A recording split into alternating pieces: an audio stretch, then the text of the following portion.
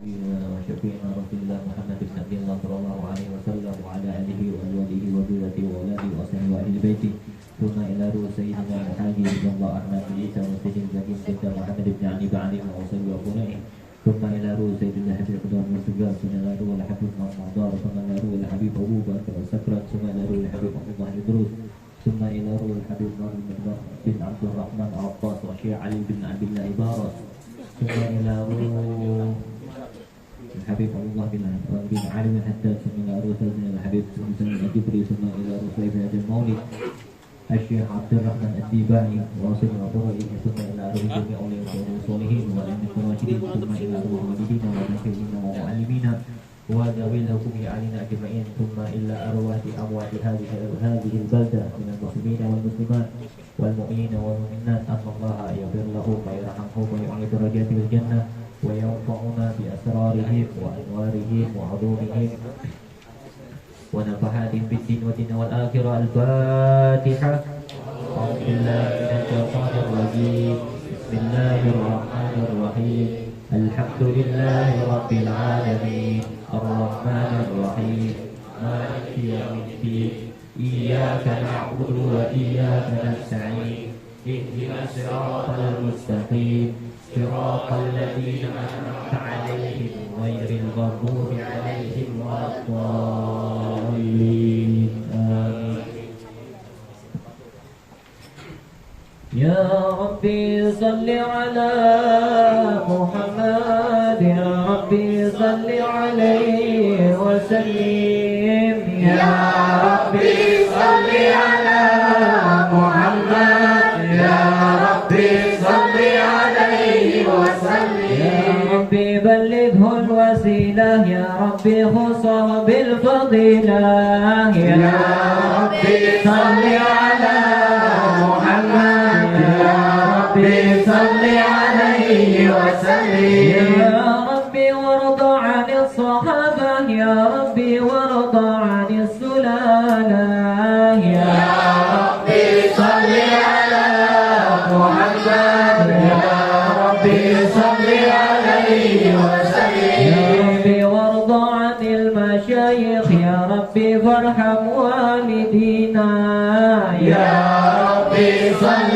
على محمد يا ربي صل عليه وسلم يا ربي وارحمنا جميعا يا ربي وارحم كل مسلم يا ربي صل على محمد يا ربي صل عليه وسلم يا ربي واغفر لكل مذنب يا ربي لا تقطع رجانا يا ربي صل على محمد يا ربي صل عليه وسلم يا ربي يا سامع دعانا يا ربي بلغنا نزوره يا ربي صل على محمد يا ربي صل عليه وسلم يا ربي درشنا بنوره يا ربي حفظانك وأمانك يا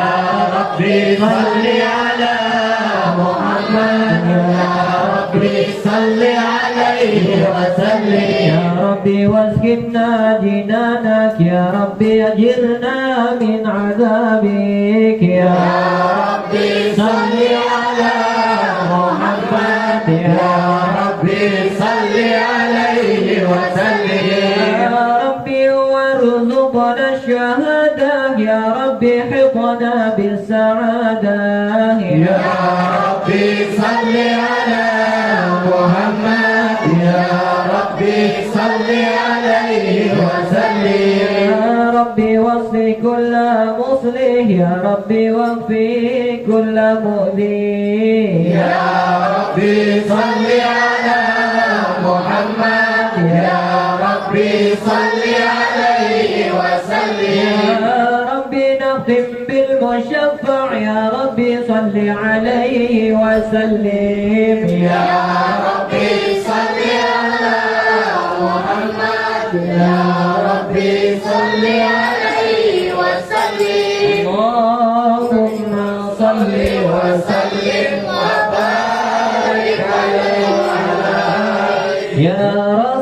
رسول الله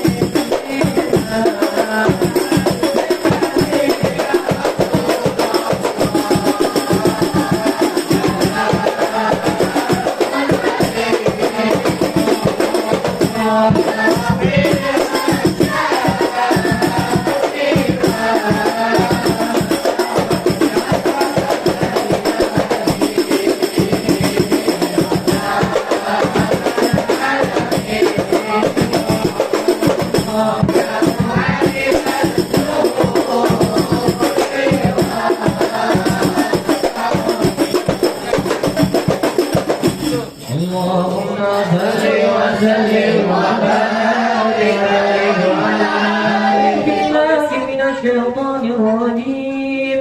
بسم الله الرحمن الرحيم. إنا فتحنا لك فتحا مبينا ليغفر لك الله ما تقدم من ذنبك وما تأخر ويتم نعمته عليك ويهديك صراطا مستقيما الله نصرا عزيزا لقد جاءكم رسول من أنفسكم عزيز عليه ما عنتم حريص عليكم بالمؤمنين رؤوف رحيم يا فإن تولوا فقل حسبي الله لا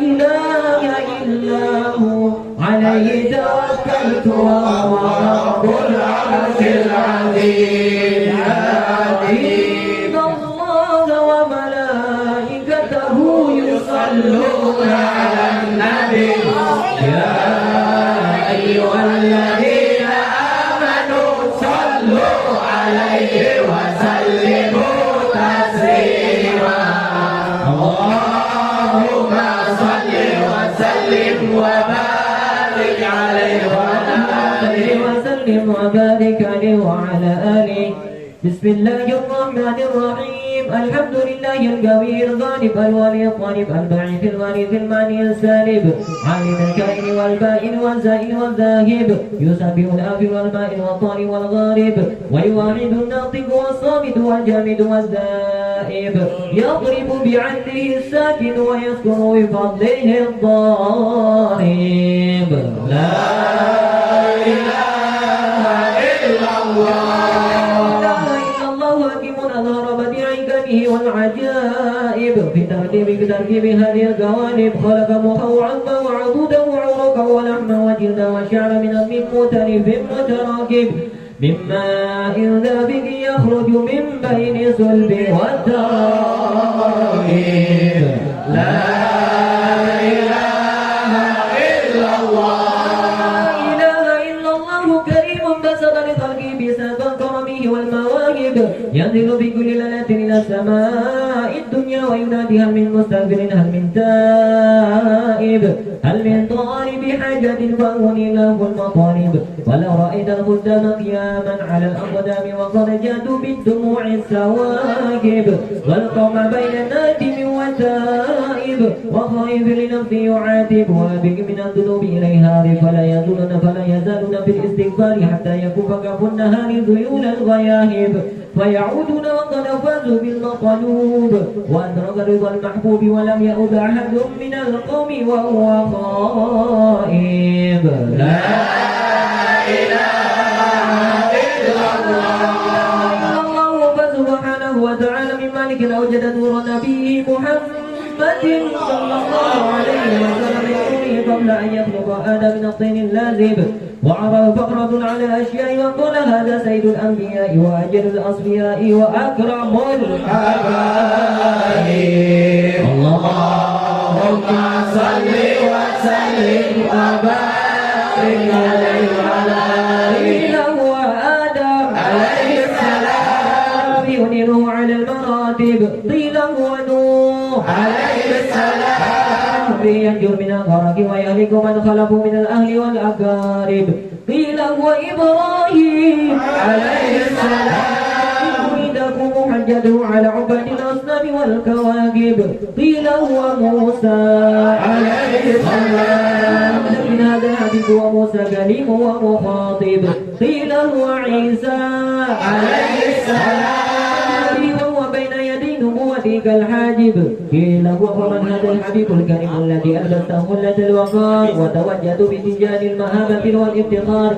ونشرت على رأسه العصائب قال هو نبي استخرجه من لؤي بن غالب يموت أبوه وأمه ويقتل جده ثم عم وشقيق أبو طالب اللهم صل وسلم وبارك عليه وعلى آله اللهم صل وسلم وبارك عليه وعلى آله يقدم من دهامة بين يدي القيامة في ظهره علامة تظله الغمامة تطيعه السحائب فجر الجبين ليلي الثوائب ألفي الأنف ميمي الأفام نوني الحاجب سمعه يسمع صغير الكلام بصره إلى السبع اتباق الثاقب قدماه قبلهما البعير فأزال ما اشتقاه من المحان والنوائب آمن به ضب وسلمت عليه الأشجار وخطابته الأحجار وحن إليه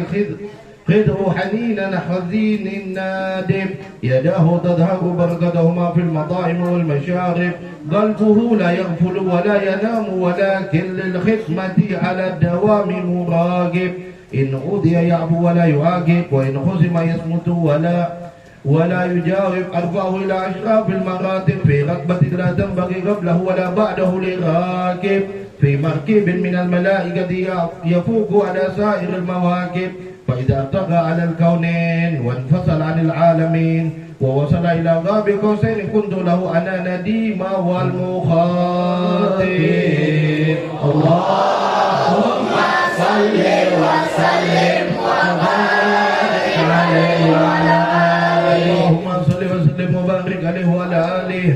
ثم عرضه من العرش قبل أن يبرد الفرش وقد نال جميع المعارف فإذا شرف التربة طيبة منه بأشرف الغالب سعد إليه أرواح المحبين على الأقدام والنجائب. اللهم صل وسلم وبارك عليه وعلى آله. صلاة الله مع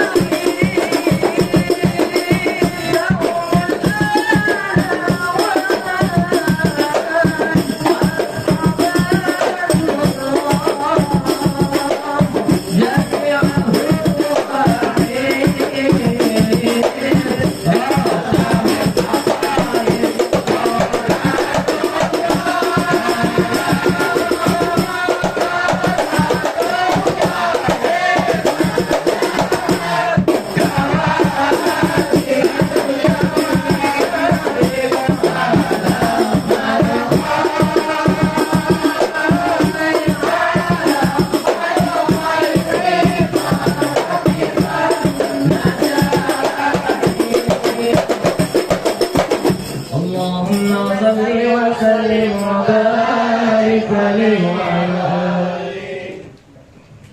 اللهم صل وسلم وبارك عليه وعلى آله. وسبحان من خصه صلى الله عليه وسلم بأشرف المناسب والمراتب. أحمده على ما منح من المواهب، وأشهد أن لا إله إلا الله وحده لا شريك له رب المشارق والمغارب. وأشهد أن سيدنا محمدا عبده ورسوله المبعوث إلى سائر الأعاجم والأعارب صلى الله عليه وسلم وعلى آله وأصحابه أولي الماسر والمناكب. صلاة وسلاما دائمين متلازمين يعطي قائلهما يوم القيامة غير غائب. اللهم صل وسلم وبارك عليه وعلى آله. اللهم صل وسلم وبارك عليه وعلى آله. بسم الله الرحمن الرحيم. أول ما نستفتح بإيراد حديثين وردا عن نبي كان قدره عظيما ونسبه كريما وقراءته مستقيما. قال في حقه من لم يزل سميعا عليما. إن الله وملائكته يصلون على النبي يا أيها الذين آمنوا صلوا عليه وسلموا تسليما. اللهم صل وسلم وبارك عليه. اللهم صل وسلم وبارك عليه وعلى آله. الحديث الأول عن بحر العلم الدافق ولسان القرآن الناطق أو عد علماء الناس سيدنا عبد الله بن سيدنا العباس رضي الله عنهما عن رسول الله صلى الله عليه وسلم أنه قال إن قريشا كانت نورا بين يدي الله عوجا قبل أن يخلق آدم ب2000 عام يسبح الله ذلك النور وتسبح الملائكة بتسبيحه. فلما خلق الله آدم أودع ذلك النور في طينته. قال صلى الله عليه وسلم فأهبطني الله عز وجل إلى الأرض في ظهر آدم عليه السلام وأمرني في السفيانة صلب نوح وجعلني في صلب خليل إبراهيم حين قذف به في النار.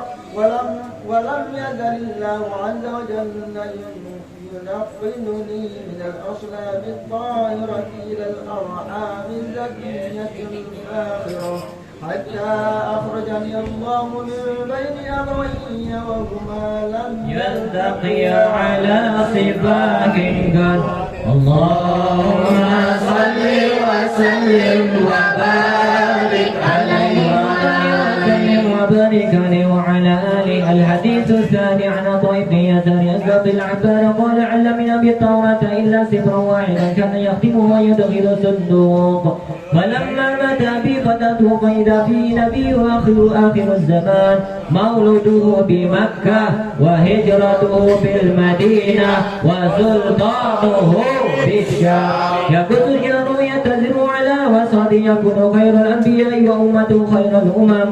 يكبرون الله تعالى على كل شرف يسقون بالصلاة كسقوفهم بالقتال. قلوبهم مصائبهم يحمدون الله تعالى على كل شدة ورخاء. ثلث يدخلون الجنة بغير حساب. اللهم وذريتون بذنوبهم وخطاياهم فيغفر لهم وذريتون بذنوبهم وخطاياهم فيغفر خطايا عظام ويقولون الله تعالى للملائكة اذهبوا فزيدهم فيقولون يا ربنا وجدناهم أسرفوا على أنفسهم وجدنا عملا من الذنوب كأمثال الجبال غير أنهم يشهدون أن لا إله إلا الله وأن محمدا رسول الله صلى الله عليه وسلم أشهد أن لا إله إلا الله وأشهد أن محمدا رسول الله صلى الله عليه وسلم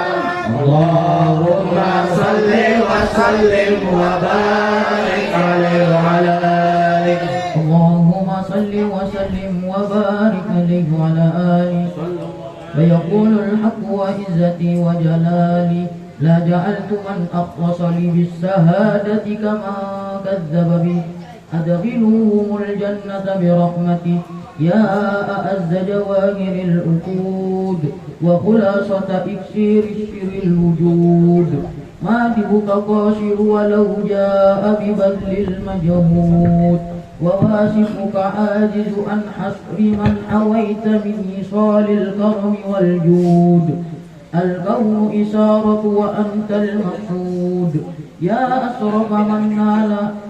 يا أشرف من نال المقام المحمود وجاءت رسل من قبلك لكنهم بالرفقة والأولى لك شهود اللهم صل وسلم وبارك عليه وعلى آله اللهم صل وسلم وبارك عليه وعلى آله فاهتز الأرش تربا واستبشارا وازداد الكرسي حيبة ووقارا وامتلأت السماوات أنوارا وضجت الملائكة تحليلا وتمجيدا واستغفارا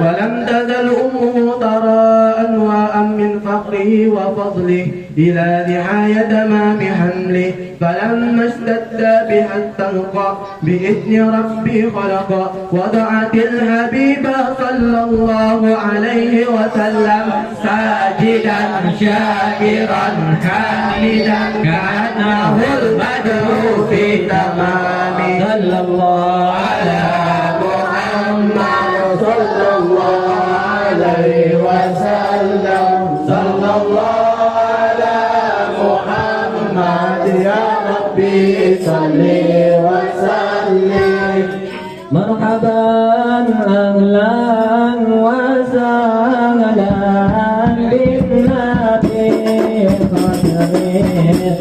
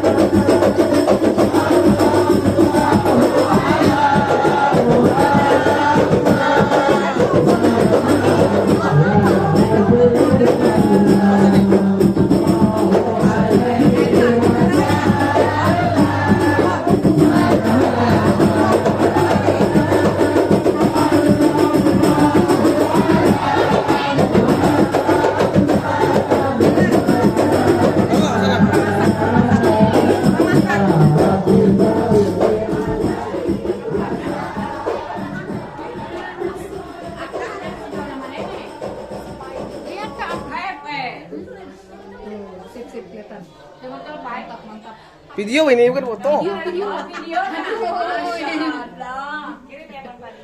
Kasih mundur Pari, Ibu Umar kepala. Sudah tadi kelihatan. Bawa aja jadi kan bagus ini punya.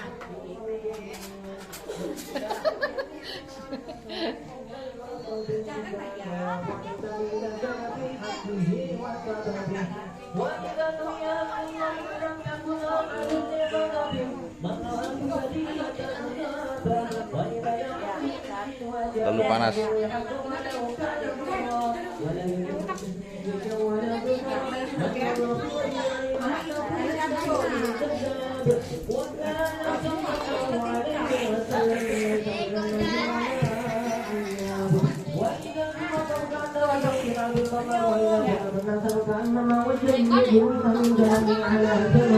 وإذا تبسم برسم عن الله أهل في حب الغمام وإذا تكلم فكأن التراب يسكن من ذلك الكلام وإذا تحدث فكأن المسك يخرج من فيه وإذا نهض بطريق عرف من طيبه أنه قد مر فيه وإذا جلس في مجلس بل يطيبه فيه أياما وإن تغيب ويوجد منه عسل طيب وإن لم يكن قد تطيب وإذا مشى بين أصحابه فكأنه القمر بين النجوم الزهور وإذا قال ليلا فكأن الناس من نوره في أواني الظهور وكان صلى الله عليه وسلم أجود بالخير من الريح المرسلة وكان يرمق باليتيم والأرملة قال بعض الناس ما رأيتم من ذمة سوداء في حلة حمراء حسنا من رسول الله صلى الله عليه وسلم اللهم صل وسلم وبارك عليه وعلى آله.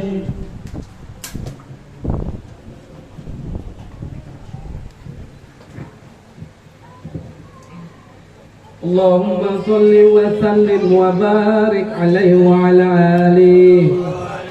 وقيل لبعضهم كان وجهه القمر وقال بل أضوع من القمر إذا لم يحل دونه الغمام قد غشيه الجلال وانتهى إليه الكمال قال بعد واصفيه ما رأيت قبله ولا بعده مثله فيعجز لسان البلد إذا أراد أن يحشي قبله فسبحان من خصه صلى الله عليه وسلم بمحل الأسنى وأسرى به لاقى بكوسين أو عدنا وأيدهم بالمعجزات التي لا تحصى وأوفه من خصال الكمال ما يجل أن يستقصى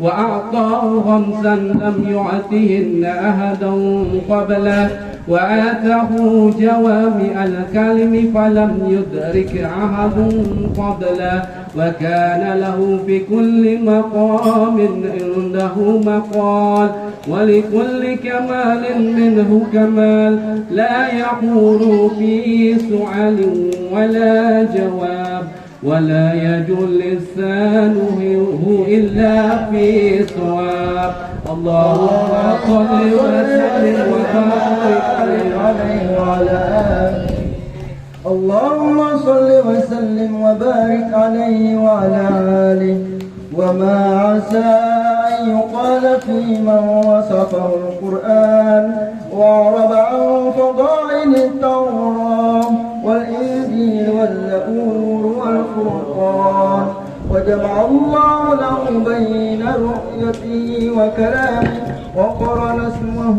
مع اسمه تنبيها على علو مقامه وجعله رحمة للعالمين ونورا وملأ في مولده القلوب وسرورا اللهم صل وسلم وبارك عليه وعلى آله وبارك عليه وعلى آله يا بدرة من هذا كل كمالي ماذا يعبر عنه لك مقالي أنت الذي أشرك في أفق العلا فمحوت بالأنوار كل ضلال وبك استنار الكون يا علم الهدى بالنور والإيمان والإفضال صلى عليك الله ربي دائما أبدا مع المكارم والآصال وعلى جميع الآل والأصحاب من قد خصهم رب العلا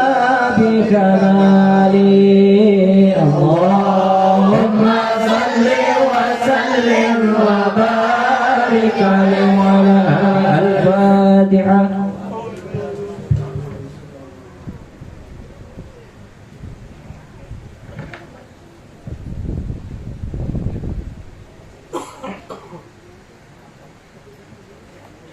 بسم الله الرحمن الرحيم الحمد لله رب العالمين اللهم صل وسلم على سيدنا محمد وعلى آله وصحبه أجمعين جعلنا الله وإياكم ممن يستوجب الشفاعة ويرجو رحمته ورأفته اللهم برحمة هذا النبي الكريم وآله وأصحابه سالكين على منهاجه القويم اجعلنا من خيار أمته واسترنا بذيل الحرمته وشرنا غدا في ذمرته واستعمل ألسنتنا في مده ونصرته وهينا متمسكين بسنته وطاعته وعمدنا على حبه وجماعته اللهم أدخلنا معه الجنة فإنه أول من يدخلها وأنزلنا معه في قصورها فإنه أول من ينزلها وارحمنا يوم يشفع للخلائق فترحمها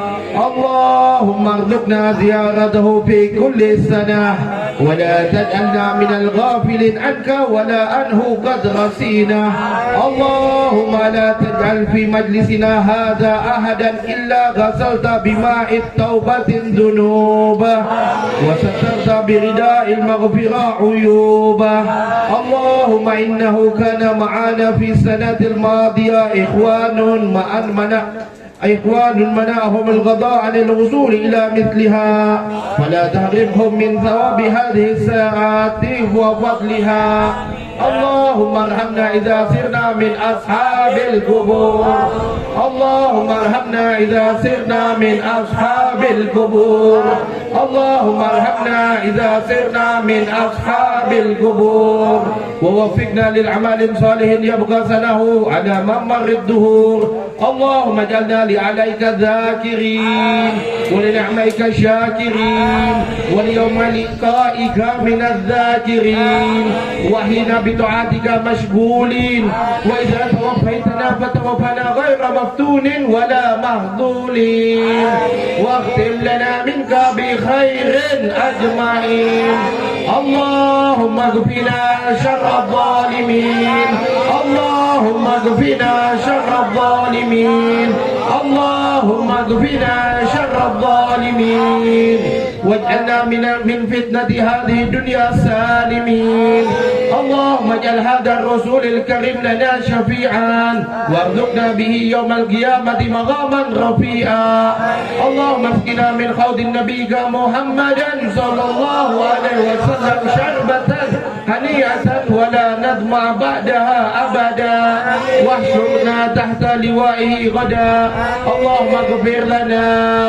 اللهم اغفر لنا به ولآبائنا ولأمهاتنا ولمشايخنا ولمعلمينا وذوي الحقوق علينا أجمعين ولجميع المؤمنين والمؤمنات والمسلمين والمسلمات الأحياء منهم والأموات إنك مجيب الدعوات وقاضي الحاجات وغافر الذنوب والخطيئات يا أرحم الراحمين يا أرحم الراحمين يا أرحم الراحمين.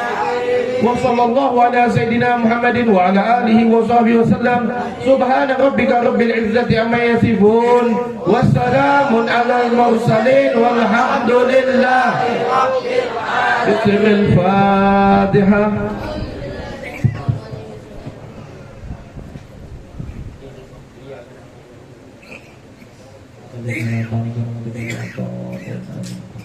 Alhamdulillah, kita telah selesai membacakan Maulidin Nabi Sallallahu Alaihi Wasallam. Mudah-mudahan kita semua yang berkumpul di sini kelak di yaumil qiyamah mendapatkan syafaat baginda Rasul Sallallahu Alaihi Wasallam.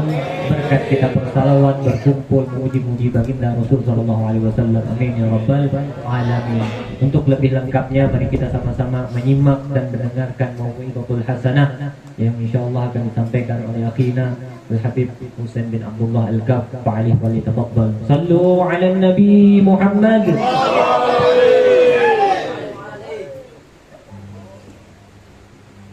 Bismillahirrahmanirrahim. Assalamualaikum warahmatullahi wabarakatuh. Waalaikumsalam warahmatullahi wabarakatuh. Alhamdulillah. Alhamdulillahi rabbil alamin. Assalatu wassalamu ala asyrafil anbiya'i wal mursalin Sayyidina wa maulana Muhammadin wa ala alihi wa sahbihi wa barik wa sallim ajma'in. Allahumma salli wa sallim ala Sayyidina Muhammadin miftahi babi rahmatillah adada ma fi ilmillah salatan wa salaman daimaini bidawami mulkillah wa ala alihi wa sahbihi ajma'in. Rabbi israh li sadri wa yassir li amri wahlul 'uqdatam min lisani yafqahu qawli. Pertama-tama yang saya hormati akhina Ustaz Zul, mudah-mudahan Allah panjangkan umur beliau, Allah mudahkan segala urusan beliau di dunia wal akhirah. Wa tak lupa juga bil khusus sahibul bait Abang Zul lagi. Ini malam dikumpulkan dua Dzulkarnain. Ya, mudah-mudahan sahibul bait Allah mudahkan segala urusan beliau, Allah panjangkan umur beliau, Allah sehatkan jasad beliau. Wabil khusus hadirin wal hadirat yang tak dapat saya sebutkan satu persatu, mudah-mudahan Allah istiqomahkan kita di jalan Sayyidina Muhammad. Mudah-mudahan Allah jadikan perkumpulan kita malam ini perkumpulan yang dirahmati oleh Allah. Amin amin ya rabbal alamin. Alhamdulillah. Dek. Ya. Waktu di masjid ingat. Ya, kalau saya di atas tenang dulu berapa saat ya. Alhamdulillah. Kita bersyukur kepada Allah Subhanahu wa taala yang dimana pada malam hari ini Allah Subhanahu wa ta'ala masih memberikan kita kesempatan, Allah berikan kita kesehatan, Allah pilih kita dari sekian banyak umatnya Nabi Muhammad. Hari ini kita dipilih oleh Allah Subhanahu wa ta'ala untuk duduk di majlisnya Nabi Muhammad, untuk berkumpul memuji nama Nabi Muhammad. Kita dipilih oleh Allah Subhanahu wa ta'ala untuk mengagung-agungkan Allah Subhanahu wa ta'ala. Jangan sampai kita melupakan daripada nikmat tersebut. Jangan sampai kita melupakan ini nikmat terbesar, nikmat yang paling agung diberikan hari ini kepada kita oleh Allah Subhanahu wa ta'ala. Alhamdulillah. Majlis-majlis seperti ini, majlis-majlis seperti ini merupakan salah satu majlis yang sudah lama dibicarakan oleh Rasulullah SAW. Majlis ilmu, majlis zikir, majlis yang di dalamnya membahas tentang hukum-hukum syariat agamanya Allah. Ini merupakan salah satu majlis yang sudah diperintahkan oleh Nabi Muhammad Sallallahu Alaihi Wasallam. Maka seharusnya bagi kita sebagai hamba-hambanya Allah, maka semestinya kita sebagai umatnya Nabi Muhammad mencari, mari kita berkumpul, usahakan diri kita untuk duduk, biasakan diri kita berkumpul di majlis-majlis yang mendekatkan diri kita kepada Allah Subhanahu wa ta'ala. Sebagaimana kita mengetahui banyak sekali riwayat-riwayat hadis mengenai tentang keutamaan hadirnya seseorang umatnya Nabi Muhammad di dalam majlis-majlis ilmu. Nabi SAW beliau mengatakan, apabila kalian idza marartum rawdah min riyadatil jannah farta'u, apabila kalian melewati suatu taman daripada taman-tamannya surga, mampir kalian di taman tersebut, duduk kalian di taman tersebut. Sahabat bertanya, ya Rasulullah, apakah ada taman-taman surga di muka buminya Allah? Kemudian Rasulullah mengatakan, taman-taman surga yang dimaksud adalah khilaqatul ilm, wakil khilaqatul dzikir. Ada yang mengatakan, Rasulullah mengatakan, sesungguhnya taman-taman surga itu ialah sebuah perkumpulan. Dalam perkumpulan tersebut mengagungkan Allah, dalam perkumpulan tersebut menyebut nama Allah, dalam perkumpulan tersebut berzikir kepada Allah. Kemudian sebagian ulama mengatakan bahwa taman-taman surga itu adalah perkumpulan yang di dalamnya membahas tentang halal dan haram. Hari ini kita duduk di sini sebagaimana Nabi SAW mengatakan, taman-taman surga yang diumpamakan oleh Nabi SAW. Barang siapa yang biasa ketika hidup di dunia dia membiasakan dirinya untuk duduk di taman-taman surga, kelak di hari kiamat akan Allah kumpulkan dia bersama Nabi SAW, karena dulu di dunia dia pernah membiasakan dirinya duduk di majlis-majlis ilmu, majlis-majlis yang mendekatkan diri kita kepada Allah Subhanahu wa ta'ala. Sungguh sangat penting hari ini, zaman saat ini, zaman yang jauhnya kita daripada ajaran agamanya Allah. Hari ini zaman yang memang harus tentu kita biasakan, tanamkan dalam diri kita untuk mencari di mana ada majlis-majlis ilmu. Kalau para ulama, kita lihat bagaimana keadaannya para ulama hari ini. Ustadz Abdul Somad, apalagi ada ulama-ulama lain, siapa lagi seperti Habib Umar bin Hafiz. Banyak sekali daripada ulama-ulama seperti itu, mereka sampai hari ini kita kenal alim, berilmu yang sudah sangat luar biasa, tapi mereka masih mencari di mana majlis-majlis ilmu. Mereka masih mempelajari tentang hukum-hukum Allah. Ini mereka sudah alim, sudah terkenal, sudah masyhur namanya, sudah sangat luar biasa ilmunya, tapi masih tetap belajar, mempelajari tentang hukum, ahkam syariat agamanya Allah. Lantas bagaimana dengan diri kita hari ini? Hari ini kita tidak tahu apa-apa tentang agamanya Allah. Hari ini kita jauh sekali daripada ajarannya Nabi Muhammad. Hari ini kita mengaku umatnya Nabi Muhammad, tapi kita jauh dari syariatnya Nabi Muhammad Sallallahu Alaihi Wasallam. Maka dari itu penting kita beribadah. Dalam ibadah ini harus didasari dengan ilmu. Kenapa? Disebutkan dalam Sahibul Zubat, dalam kitab Safwatul Zubat. Di situ dikatakan, wa kullu amalin bighairi ilmi ya'malu a'maluhu mardudatun la tuqbalu. Disebutkan dalam kitab Zubat, wa kullu amalin, setiap siapa saja yang mengerjakan sebuah amalan bighairi ilm, tanpa didasari dengan ilmu. Dia sholat tapi tidak tahu bagaimana cara sholat yang benar. Di sini dikatakan wa kullu amalin bighairi ilmi ya'malu, barang siapa mengerjakan sebuah amalan tanpa didasari dengan ilmu, a'maluhu mardudatun la tuqbalu, amalan-amalannya ditolak, tidak diterima oleh Allah Subhanahu wa taala. Kenapa? Karena dia tidak tahu tentang ajaran agamanya Allah Subhanahu wa taala. Dia sholat tapi tidak tahu arkan-arkan sholat. Dia sholat tapi dia tidak tahu apa-apa yang membatalkan sholat. Dia sholat tapi tidak tahu sama sekali yang mana yang diwajibkan di dalam sholat. Maka dari itu penting, jangan sampai ibadah kita 10 tahun kita beribadah, 20 tahun kita beribadah kepada Allah, semua ibadah itu tidak diterima oleh Allah Subhanahu wa taala. Kenapa? Karena tanpa didasari dengan ilmu pengetahuan syariat yang diajarkan oleh Sayyidina Muhammad sallallahu alaihi wasallam. Maka penting, di mana kita bisa mempelajari hukum syariat agamanya Allah? Melainkan di majlis-majlis ilmu, melainkan mempelajari hukum syariat agamanya Allah di pondok-pondok pesantren yang menjadikan kita mengetahui tentang hukum ahkam agamanya Allah Subhanahu wa taala. Jangan sampai hari ini kita menjadi umat yang masa bodoh terhadap agamanya Allah. Jangan sampai hari ini kita sibuk dengan dunia kita sehingga kita tidak pernah menyempatkan diri kita untuk duduk di majlis-majlis ilmu. Apa kata Nabi sallallahu alaihi wasallam? Sayati zaman ala ummati, akan datang zaman kepada umatku. Sayati zaman ala ummati hum yafiruna ulama wal fuqaha. Diingatkan, ini Nabi sudah mengatakan 1400 tahun yang lalu Nabi sudah ingatkan kepada kita, sayati zaman, akan datang satu masa, akan datang satu waktu ala ummati, kepada umat-umatku, hum yafiruna ulama wal fuqaha, mereka jauh dari ulama, mereka menjauhi ulama, mereka tidak mau duduk di majlisnya para ulama, wal fuqaha, dan mereka tidak mau mengkaji, mempelajari tentang hukum syariat agamanya Allah. Mereka tidak mau mempelajari tentang halal dan haram.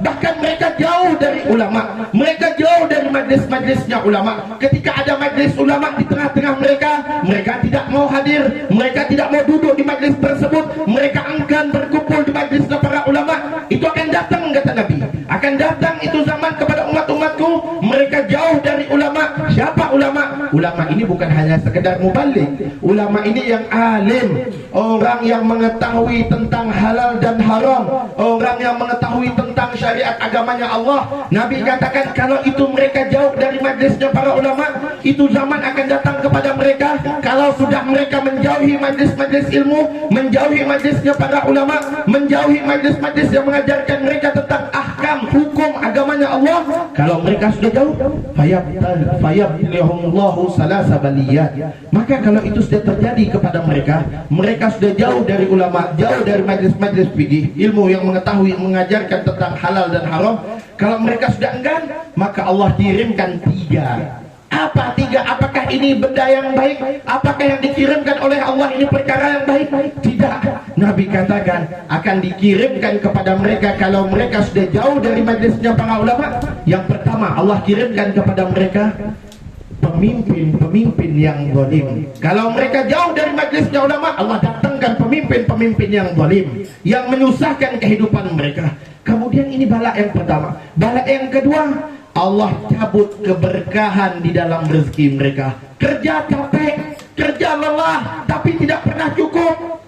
Penghasilan besar, tapi pengeluarannya lebih besar. Kenapa? Karena tidak Allah letakkan keberkahan tersebut. Allah cabut keberkahan tersebut. Kenapa? Karena dia jauh dari majlisnya para ulama. Ini bala yang kedua, ini musibah yang kedua. Sebabnya apa? Sebab dia jauh dari majlisnya para ulama, majlisnya orang-orang mengajarkan tentang hukum-hukum fikih. Maka yang ketiga, kata Allah Subhanahu, kata Nabi sallallahu alaihi wasallam, bala yang ketiga, musibah yang ketiga, yang mereka jauh dari majlisnya para ulama. Kalau itu sudah terjadi, maka Allah kirimkan musibah yang ketiga ini apa? Allah cabut nyawa mereka, sedangkan mereka dalam keadaan tidak beriman kepada Allah Subhanahu wa ta'ala.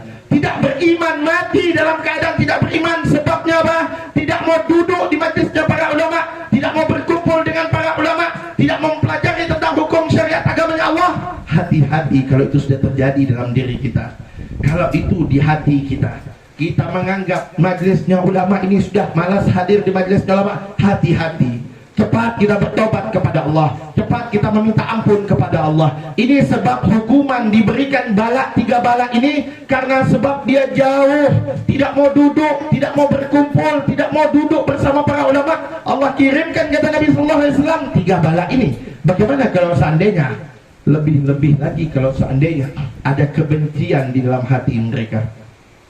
Maka dari itu mari kita tanamkan semangat kita belajar, mempelajari tentang hukum ahkam agamanya Allah. Kita mengatakan cinta kepada Nabi Muhammad. Kalau mengatakan cinta kepada Nabi Muhammad, kita mengatakan rindu kepada Nabi Muhammad, tapi syariat-syariat yang diajarkan oleh Nabi Muhammad kita tidak pernah ikut, bahkan kita menjauhi daripada syariat-syariat tersebut, maka itu belum bisa dikatakan cinta kepada Nabi Muhammad sallallahu alaihi wasallam.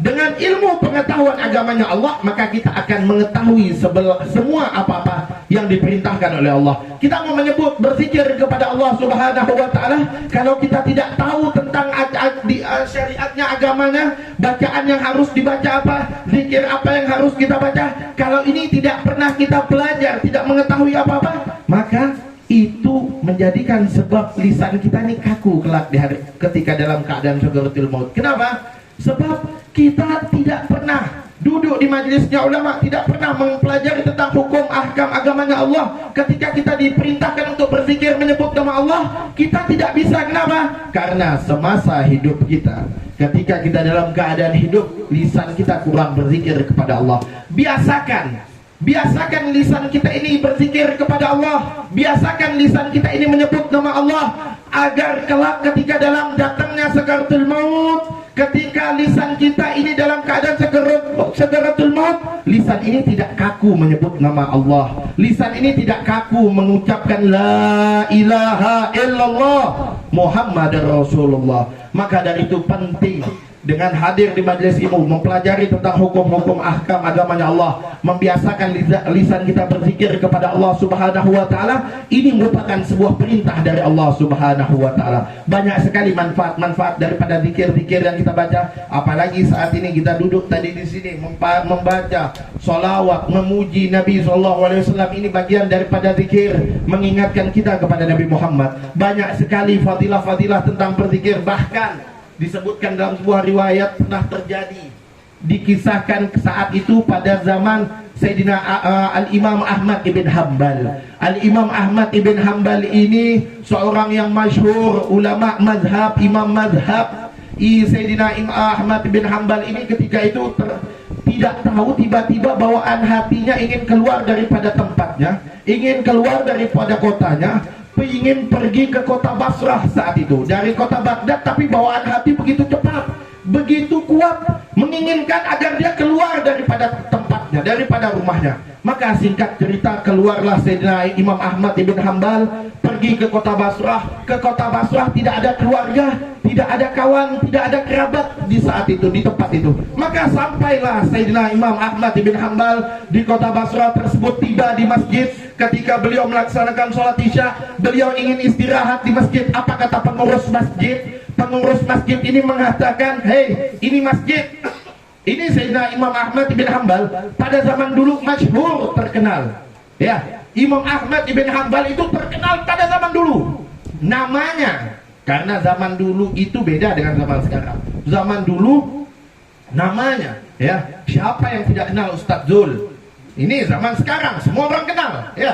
Tapi zaman Imam Ahmad ibn Hanbal, karena tidak ada handphone, tidak ada nih majalah apa dan lain-lain, maka Imam Ahmad ini hanya dikenal dengan nama. Ini ketika itu tiba Imam Ahmad di masjid tersebut. Imam Ahmad baring di masjid tersebut, selesai melaksanakan sholat, ingin beristirahat sejenak. Apa kata pengurus masjid tersebut? Ya, pengurus masjid,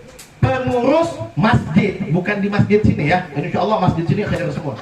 Ini pengurus masjid mengatakan, "Hei, ini bukan tempat istirahat, ini bukan tempat tidur, ini tempat ibadah kepada Allah." Kemudian kata Imam Ahmad ibn Hanbal, "Aku ini dari seorang musafir. Aku ini pergi ke Basrah, aku tidak punya kawan, tidak punya teman, tidak ada kerabatku. Aku aku hanya ingin beristirahat. Esok hari selepas selesai melaksanakan sholat subuh, aku akan kembali ke tempatku. Tidak bisa keluar, dipaksa keluar. Imam Ahmad saat itu orang yang mutawadhi, orang yang tawadhu. Imam Ahmad tidak mengenalkan, aku ini Ahmad ibn Hambal, tidak, karena tawadhunya Imam Ahmad ibn Hambal. Maka Imam Ahmad pun keluar. Tiba di luar, Imam Ahmad duduk di teras-teras masjid. Kemudian beliau berusaha merebahkan badannya. Ketika itu datang lagi pengurus masjid tersebut. Dia katakan, sudah aku katakan ini bukan tempat istirahat, ini bukan tempat tidur, ini tempat ibadah kepada Allah. Ketika itu diseret Imam Ahmad ibn Hambal. Kemudian tiba-tiba di sebelah masjid tersebut ada mahbos. Mahbos ini apa ya? Tempat penjual roti, tukang roti yang berjual roti. Ketika itu tukang roti itu saat itu melihat, dia lihat kenapa ini orang tua sedang ditarik, dipaksa keluar daripada masjid, dipaksa tarik keluar dari masjid, dipanggil, wahai syekh. Panggilan zaman dulu, kalau panggilan kita kepada orang tua biasanya dengan sebutan syekh. Wahai syekh, ta'al, wahai syekh, kemari. Aku melihat engkau ditarik, dipaksa keluar daripada masjid, ada apa? Kemudian si tukang Imam Ahmad mengatakan, aku ini seorang musafir, aku keluar daripada rumahku, ingin dorongan hati yang begitu kuat memaksakan aku agar aku pergi ke kota ini. Aku tidak ada tujuan apa-apa, cuman dorongan hati ini begitu kuat.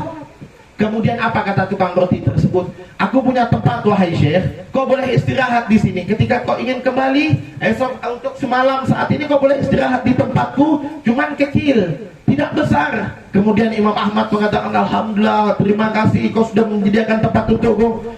Kemudian, wahai syekh, kau boleh istirahat di situ dan aku kembali melanjutkan kerjaanku, kata tukang roti tadi. Ini Imam Ahmad tetap berdiri di sebelah tukang roti tersebut. Apa yang dilakukan sama tukang roti tadi? Tukang roti tersebut mengadon roti sambil lisannya berzikir kepada Allah, subhanallah, walhamdulillah, wala ilaha illallah, wallahu akbar.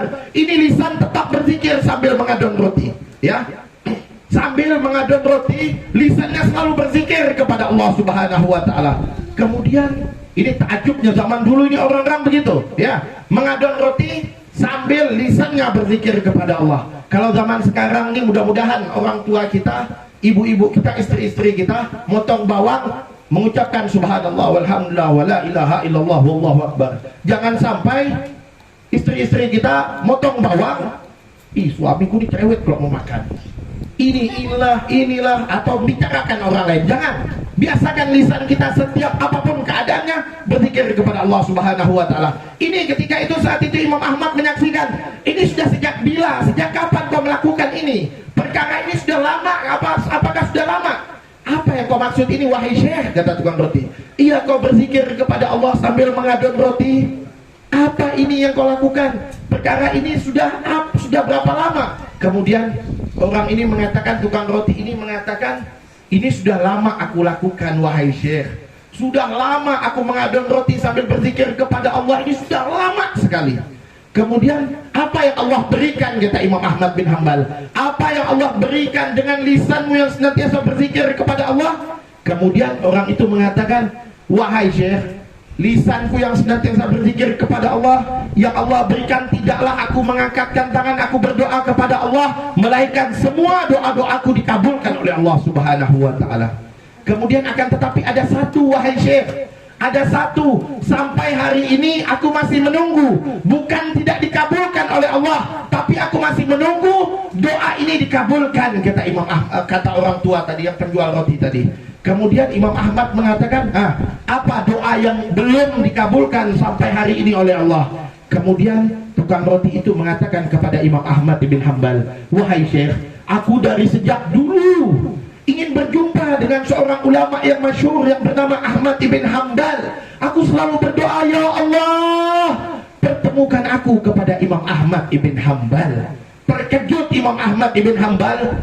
Tahukah engkau, kata Imam Ahmad bin Hambal, tidaklah aku keluar daripada tempatku sehingga aku diusir daripada masjid, aku dikeluarkan daripada masjid sehingga aku tiba di sini, ini melainkan doa engkau dikabulkan oleh Allah subhanahu wa ta'ala, dan aku adalah Ahmad bin Hambal.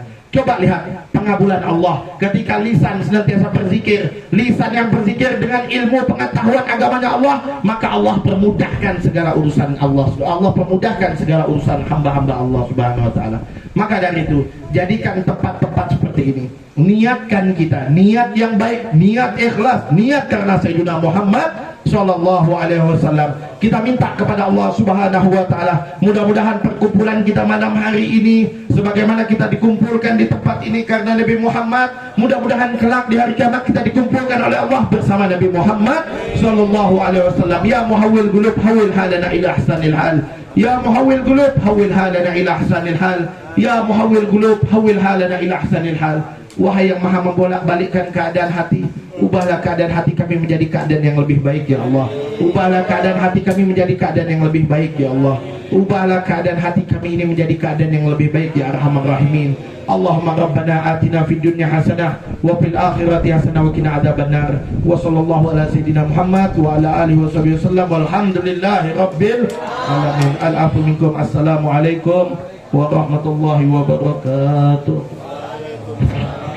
ربنا اعترفنا بأننا فرطنا وأننا أشرقنا على لظى أشرفنا فتوب علينا توبة تغفر لكل حوبة واستر لنا الأورات وآمن روعتي واغفر لوالدينا ربي ومولودينا والآل والإخوان وسائر الخلان وكل ذي محبة أو جيرة أو صحبة والمسلمين أجمعين يا ربي اسمع فضلا وجودا منا لا باكتساب منا بالمصطفى رسولنا بكل سل صلى وسلم ربي عليه عبد الحب وآله وصحبه عداد قاسي الصبي والحمد لله في الباء والتهنئ والقبول تقبل الله منكم